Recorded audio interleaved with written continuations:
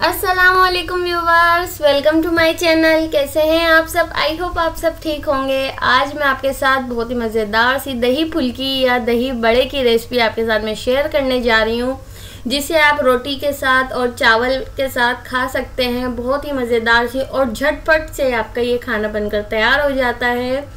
तो अगर आपको मेरी रेसिपीज़ पसंद आए तो लाइक और शेयर कर दीजिए। चैनल पे नए चैनल को सब्सक्राइब कर लें और नोटिफिकेशन बेल आइकन को क्लिक करें ताकि आपको मेरी न्यू आने वाली हर रेसिपी सबसे पहले मिल सके। तो आइए बनाना स्टार्ट करते हैं।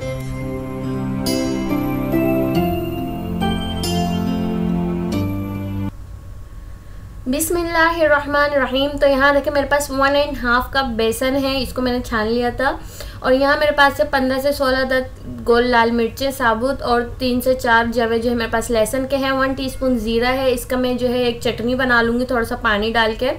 1 teaspoon red chilli powder, half teaspoon हल्दी पाउडर, 1 टीस्पून ज़ीरा भुना हुआ कुटा हुआ और 1 टीस्पून सॉल्ट या हस्बे ज़रूरत आप अपने स्पाइसेस ऐड कर सकते हैं।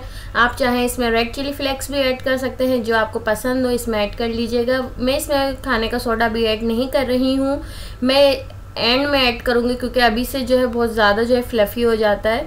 तो यहाँ देखें इसमें मैं ऐड कर रही हूँ थोड़ा सा धनिया, पुदीना और एक मीडियम साइज़ की अनियन को जो मैंने हाफ़ ली है उसको मैंने जो है ऑमलेट की तरह चॉप कर लिया है। और 2 से 3 हरी मिर्चों को मैंने बिल्कुल बारीक चॉप करके ऐड किया है। और थोड़ा सा पानी डालकर हम इसका एक घोल बना लेंगे, अच्छा सा बैटर तैयार कर लेंगे। ना ही ज़्यादा पतला बैटर बनाना है और ना ही ज़्यादा गाढ़ा बैटर बनाना है। मैं आपको दिखाती हूँ कि इसको किस तरीके से करना है। और अच्छी तरीके से आपको जो है बैटर को जो है अच्छी तरीके से मिक्स करना है, वरना नहीं अच्छे हमारे पकोड़े बनकर तैयार होंगे। ये देखें बिल्कुल परफेक्ट कंसिस्टेंसी थी। अब मैं इसको 10 मिनट रेस्ट पे रख दिया है मैंने। यहाँ देखें आ जाते हैं नेक्स्ट स्टेप पे। यहाँ मेरे पास है हाफ़ kg दही, जिसको अच्छे से मैंने फेंट लिया है। इसमें मैं ऐड करूँगी सॉल्ट हाफ टीस्पून, क्योंकि हमने पकौड़ों में ऐड किया है इसलिए मैंने इसमें अभी कम ऐड किया है। बाद में मैं और ऐड कर लूँगी अगर मुझे ज़रूरत पड़ी। तो यहाँ देखिए जो मैंने आपको चीज़ें मेंशन की थी उसकी मैंने जो है चटनी बना ली है। अब मैं इसमें ऐड कर दूँगी तकरीबन 1 टेबल स्पून। ये तकरीबन बनी थी 2 से 3 टेबल स्पून चटनी बनी थी, तो मैंने इसमें 1 टेबल स्पून ही ऐड की है अभी।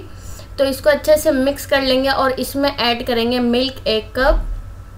आप इसमें पानी भी ऐड करिएगा क्योंकि ये जो है गाढ़ा बैटर हो जाता है और जब हम इसमें पकोड़े ऐड करते हैं तो बिल्कुल सोख लेते हैं पकोड़े इस जो है दही के मिक्सचर को सारे। तो मैंने इसमें आधा कप अभी पानी ऐड कर दिया है, मुझे बाद में ज़रूरत पड़ी मैं और ऐड कर लेंगे इसमें। तो देखें अब हम इसे फ्राई करने लगे हैं। तो इससे पहले मैंने इसमें ऐड कर दिया है हाफ़ टीस्पून बेकिंग सोडा। अच्छे से मिक्स करेंगे और बस ऑयल गर्म हो चुका है। ये देखें अब मैंने मिक्स कर लिया है अच्छे से बेकिंग सोडे को। अब मैं इसमें ऐड कर दूंगी। इसके छोटे छोटे से जो है पकोड़े बनाएंगे, ज़्यादा बड़े नहीं बनाएंगे क्योंकि जो है ये दही में जाने के बाद भी फूलते हैं। तो यहाँ देखें हॉट अच्छे से ऑयल जो है बिल्कुल अच्छे से हॉट हो चुका है, गर्म हो चुका है। तो अब मैं इसमें ऐड कर रही हूँ छोटे छोटे से बॉल्स, हाथ से बना के ऐड कर रही हूँ। आप चाहें तो चम्मच से कर सकते हैं, पर मुझे हाथ से ईजी लगते हैं ज़्यादा, तो मैंने हाथ से कर दिए हैं। अच्छे से जो है कलर आने देंगे और मीडियम टू हाई फ्लेम पे मैं जो है पकोड़ों को बना रही हूँ, क्योंकि ज़्यादा फिर हम जो है अगर ऑयल का टेम्परेचर कम हो जाएगा तो हमने सोडा ऐड किया है, वरना सारा ऑयल जो है पकोड़े अपने अंदर जब्स कर लेंगे। तो यहाँ देखें एक तरफ से कलर आ चुका है। अब पकोड़ों को टर्न कर देंगे और दूसरी तरफ से भी अच्छे से कलर आने तक फ्राई कर लेंगे। और चम्मच चलाती रहूँगी मैं ताकि इक्वली कलर आए और अच्छे से जो है ये बनकर तैयार हो जाए। तो यहाँ देखें मैंने कितने छोटे छोटे से बॉल्स डाले थे और आप देखें कितना फूल चुका है ये।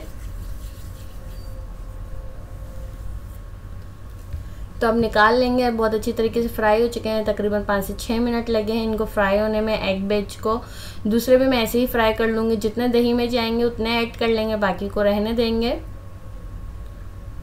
यहाँ देखें कितने अच्छे से क्रिस्पी से और ख़ूबसूरत सा इनके ऊपर कलर आया है। बहुत ही मज़ेदार से ये वैसे ही पकोड़े बनकर तैयार हो गए हैं। आप चाहें तो इनको ऐसे ही खा लें। तो चलें ये ठंडे हो चुके हैं। यहाँ देखें ये ठंडे हो चुके हैं और ये छोटे छोटे से मैंने इसको इस तरीके से बनाया है। तो अब इनको दही में डाल देंगे। अगर गर्मा गर्म डालेंगे तो दही जो है हमारी फट जाएगी। दही जो है क्योंकि गर्म होते हैं पकोड़े तो फिर जो फटी फटी सी दही लगती है। तो यहाँ देखें मैंने सारे ही इसमें ऐड कर दिए हैं इसको अच्छे से मिक्स कर लेंगे। अगर आपको ज़रूरत पड़े तो आप इस वक्त पानी थोड़ा सा और ऐड कर लें, क्योंकि जो है ये वैसे ही ऑब्ज़र्व कर लेते हैं सारे दही के लिक्विड को। तो यहाँ पे जो है थोड़ा सा पानी आप ऐड कर लेंगे तो दही वैसे ही कंसिस्टेंसी में आ जाएगा अपनी।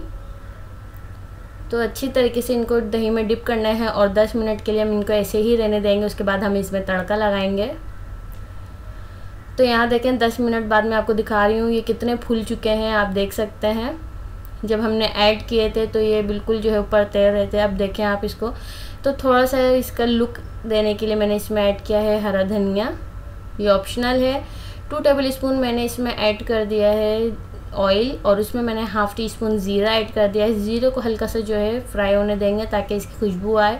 और कड़ी पत्ते मैंने ऐड कर दिए हैं, फ्रेश कड़ी पत्ते ऐड किए हैं 2 से 3 अदद, और बस फ्रेश जो है फ़ौरन से हम निकाल लेंगे। कड़ी पत्ते ऐड करते ही आपको जो है फ़ौरन से तड़का लगा देना है। बहुत ही मज़ेदार से और खुशबूदार सा ये तड़का बनकर तैयार होता है। कड़ी पत्ते के साथ इसका जो है कॉम्बिनेशन बहुत अच्छा है। आप चाहें तो गोल लाल मिर्चें भी इसके ऊपर जो है बघार में लगा सकते हैं जब हम इसको तड़का लगाते हैं। तो मैं आपको दिखाती हूँ इसका लुक, और आप इसको जो है देखें कितने मुलायम से जो है ऑब्ज़र्व हो चुका है इसमें दही, और बहुत ही मुलायम से पकौड़े बने हैं जो खाने में आप इसको पराठे के साथ, चपाती के साथ और तड़के वाले चावल के साथ बहुत ही ज़्यादा मज़ेदार सा लगता है ये। तो अगर आपको कुछ समझ में ना आए कि आज खाने में क्या बनाना है तो इस डिश को ज़रूर ट्राई करिए। इस डिश को ज़रूर ट्राई करिएगा क्योंकि बहुत ही सिंपल सी और कुछ ही इंग्रेडिएंट्स के साथ बनकर तैयार हो जाती है। तो आई होप व्यूवर्स आज की आपको मेरी रेसिपीज़ पसंद आई होगी। पसंद आई तो लाइक और शेयर कर दीजिए। चैनल पे नए हैं चैनल को सब्सक्राइब कर लें और ऑल नोटिफिकेशन को क्लिक करें ताकि आपको मेरी न्यू आने वाली हर रेसिपी सबसे पहले मिल सके। तो अपना रखिएगा बहुत सारा ख्याल और मुझे अपनी दुआ में याद रखिएगा। तो फिर मिलेंगे इंशाल्लाह एक नई रेसिपी के साथ। तब तक के लिए अल्लाह हाफिज़।